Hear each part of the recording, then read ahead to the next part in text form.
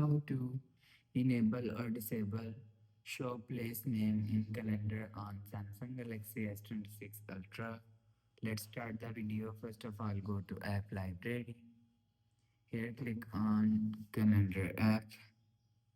After click on calendar app, click on this three line icon and click on settings icon. Now in calendar settings, scroll down.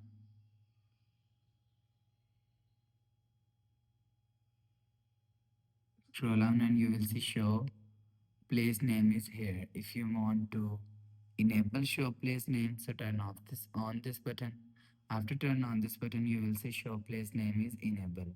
If you want to disable show place name, so turn off this button.